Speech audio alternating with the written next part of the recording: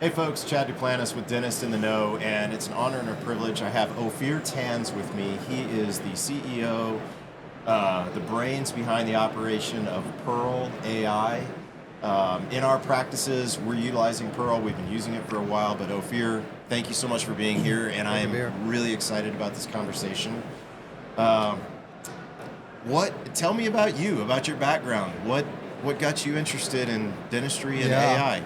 It's funny how it's kind of come full circle for me because I have a background in computer science, engineering, and I've really spent the entirety of my career focused on a field of artificial intelligence called computer vision. Okay. Which is teaching computers to see and understand and interpret the world in much the same way that humans do. And I had a previous company that I built more in the media and advertising space, but it was all driven by computer vision. And I incubated Pearl there and spun it out actually in 2019. But my father is a retired dentist. Okay. So I kind of grew up in that environment.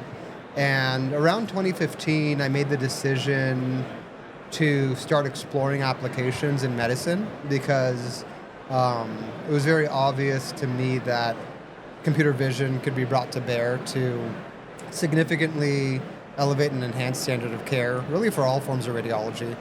So the question became, which medical field to enter into and to try to add some value. And I did actually look at various forms of application. I looked at, things like brain cancer, lung nodules, mammography, and dentistry. And already obviously had an affinity for dentistry and a familiarity with it. But determined that the dental category is best poised to integrate and infuse this technology relative to the rest of medicine in a way that was pretty profound and meaningful. So if you think about it, there's more dental radiography captured every year than any other form of medicine. There's a lot of clinical need. So dentists are extremely busy and extremely burdened to do a ton of things just to get through the day and have a successful business, as you know, and as my dad operated as well, which, by the way, thankfully had my mom to run the office and run the business. She was good at that. But, if you look at the diagnostic proficiency and the way folks are entering the field and their ability to detect decay reliably, it varies wildly, and there's a real lack of concurrence. So it's very clear that an unbiased, always-on system that is helping point out areas of interest so that the dentist can sort of take a look and clinically validate that there's an actual pathology or pathologic detection there is hugely relevant. So, per our clinical trials, we surfaced 37% more disease on average per radiograph encountered by a dentist. And then there's other elements of dentistry in that it's a very entrepreneurial space where there's a lot of individual autonomy. Whether you're a solo practice or a DSO, if you compare that to like the hospital space, for example, trying to sell into some massive hospital group for 7 years, and it's just like a very difficult thing to do, whereas dentists can make quick, nimble decisions about software, especially, that's affordable. And I believe that we have now exited the early adopter phase as it relates to radiologic AI. We're in a mass adoption phase. I believe this is a standard of care, a new standard of care in dentistry, and that globally we're going to see almost complete penetration within 5 years. I love hearing what you're saying, and so I had the joy and privilege. By the way, you have a great way of seeking people to work with you and for you. For those of us, this is a dental podcast, but everybody in dentistry knows one person, Mike Buckner. Yeah. And so you've got Mike in your back pocket, and then you've got Erica. You've got just a ton of great people working for you. Yeah. So I was with Mike last weekend, and we were talking about AI, and I've incorporated AI in every single patient examination that requires radiographs. Yeah. I'm using it to backtrack radiographs as well to kind of look and see if it was there, if it wasn't there, what the changes are. But Mike came up with an interesting statistic, and I'd love to know if you happen to know where the data is on this. Yeah. And something tells me you do. Human eye, 30 to 50 shades of gray. Yeah. Mike loves this statistic. Yeah. I do too. I do too. It's fantastic. But the AI can interpret how many different shades of gray? Almost 1,000. Almost a Yeah. 1,000 shades of gray. So, you think about that. That is so freaking powerful. And one of the things that I've found about AI is that, um, how does AI work in dentistry? People say, what's it going to do for me? And I always say, you know what? It's not going to take away the visual examination. It's not going to take away your radiographic interpretation, but it's going to be that third set of eyes that either leads you towards treatment or prevention, Exactly. as far as caries is concerned. But even, I say that with everything, with periodontal disease, periapical abscesses, and the more Exactly. I've used it, holy cow, man, this thing is it's just really just bolstered. And I guess that's because if we're correcting it, we're teaching it. Yeah. And so kudos to you for Yeah. something that I think is earth-shattering and game-changing in Yeah. dentistry.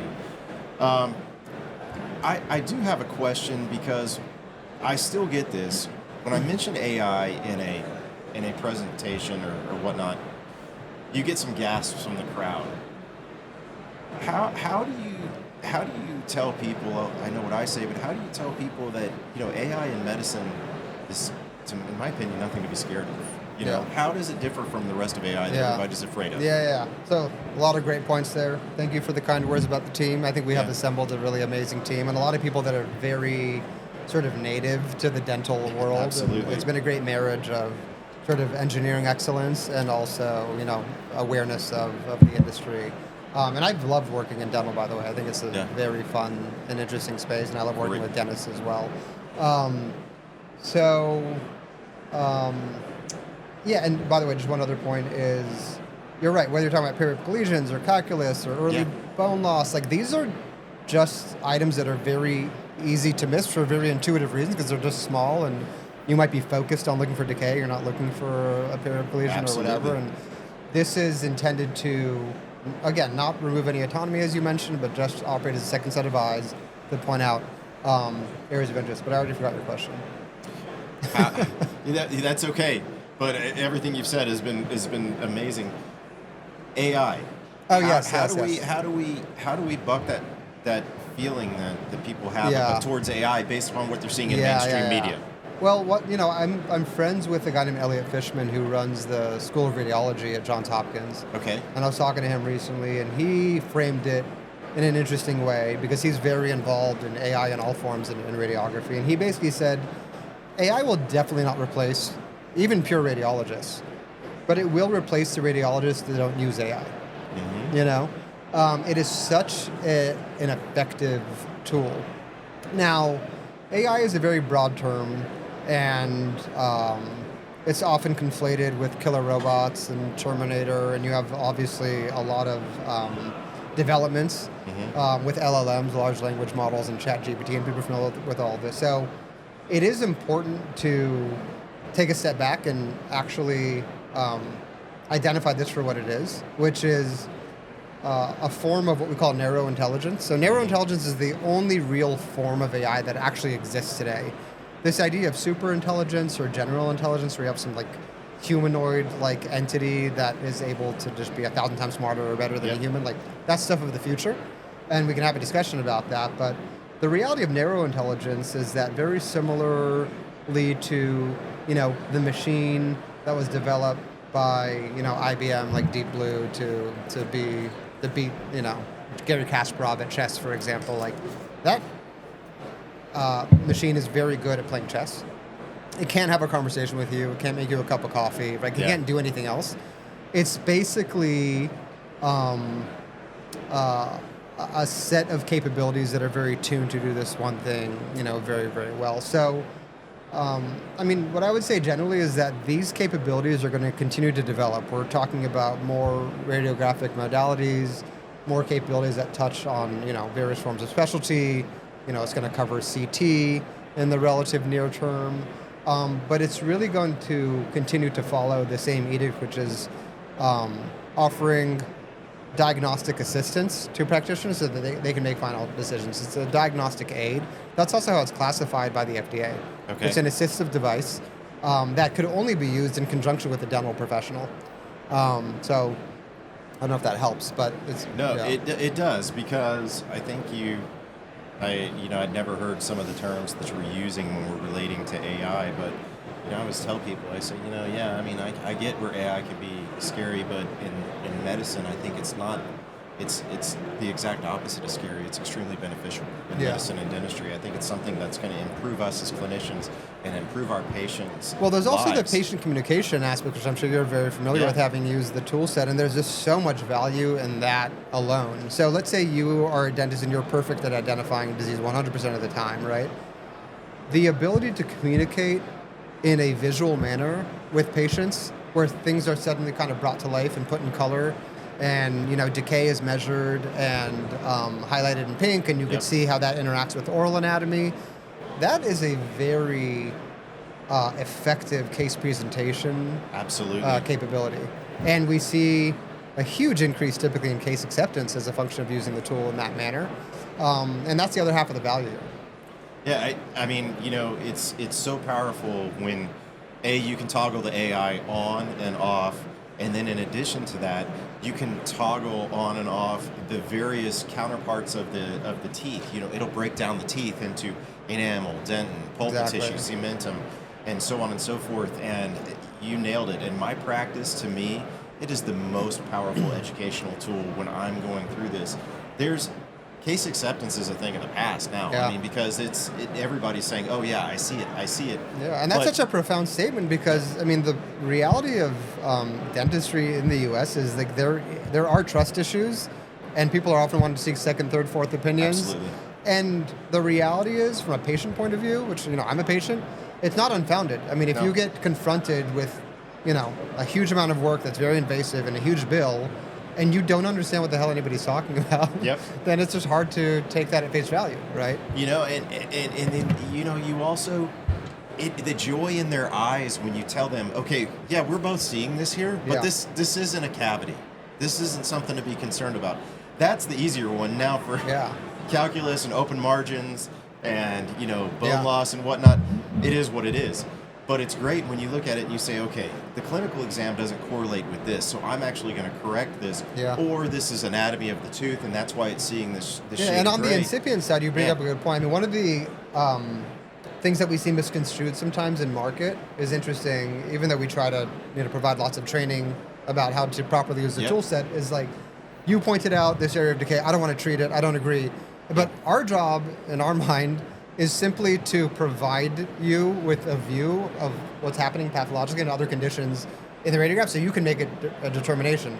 So we do actually want to point out very early decay that no Absolutely. one's going to treat, so you can communicate that to a patient and hopefully engage in preventative treatment, Yeah. which is a lot of the value. And- So we're not providing any instruction. We're just No. saying, like, here's what the AI is saying, right? And once you incorporate it into your practice, whether you're the first person looking at the radiographs or it's the assistant or the hygienist, I can't tell you how many times I walk through walk by the hygiene room and say, Dr. Duplantis is going to be looking at your radiographs, but I'm looking at them right now and I'm running them through artificial intelligence. The patient's ears kind of perk up, Yeah. their eyes go Yeah. straight to the screen, and then they start walking through and they're like, this is something that he's probably going to talk to you about, or this right here. Just, I know what he's going to say. Right, He's it's a gonna good say that preview. we're gonna, and then we're gonna it prompts questions from prevent them. it. Yeah. They get curious, right? It's amazing. It's all technology is amazing, but AI has truly been one of the best additions Yeah. that we've ever incorporated into our I- practice. That's all I want to hear. It makes me so Yeah. happy to hear that. And also, if you look at the history of modern dentistry, it is an industry, like all of medicine, that's driven forward by a series of technological innovations. You have Absolutely. like the high-speed drill, you have digital dentistry, you have amalgams, whatever. And the beauty of AI, which I think represents a new paradigm shift in dentistry that's going to further elevate the standard of care, is that it is so applicable in such a myriad of ways that is able to sort of elevate the patient experience. So I think what we do now, because it's so visual and because it's AI, it's viewed as being this like very sexy thing, Yeah. which I think it is too. But like our goal is just to become like the boring plumbing of how offices operate. And I think that's what the future will look like. And that's what I'm excited for, because that means that it really is just a true standard of care. So I got to ask a question, and I think don't want to keep you all day, but I got you. 2019. Yeah. Is when this started. When did your dad retire? A few years before that. What does he think? Oh, he's we're both kind of flabbergasted because he used to ask me, like, you want to get in dentistry, you want to be a dentist? And I was like very clear on what I wanted to do from a very young age. I was really into technology. I was into entrepreneurship. Like, I kind of knew I would like basically run venture-backed startups. And so I didn't go that path. And dentists come in clusters often. So it's funny that it's kind of made its way back. And he's helpful to us also in training and being involved with the company. So it's been super fun for all of us. And we're able to now have somewhat advanced conversations about dentistry because I just have more knowledge now. Yeah, you kind of get it now. Yeah, I kind of get it now. It's kind of like, when it's thrown out there and it's in color, I mean, it makes it a lot easier. The patients are diagnosing themselves. And the more, we're starting to get repeat customers since we've had it long enough now that we're getting that second set of radiographs. They're like, hey, let's run it through the AI. Let's see what's going on. And they're like, oh, I don't like that pink spot, red, whatever you want to call it. But I just want to say thank you for being a trendsetter in dentistry. Thank you for the technological advancements that you all are making, and thank you all for making our patients' lives better. Pearl AI, check it out. It's something that we all need in our practice. It's not a matter of if, it's a matter of when are you going to incorporate it into your practice, because it is truly one of the best innovations that we've had. So thank you so much. Awesome. You said it better than I could. I really appreciate it, man. Hey, man, it's been a blessing. So Chad Duplantis with Ophir Tanz, and check it out.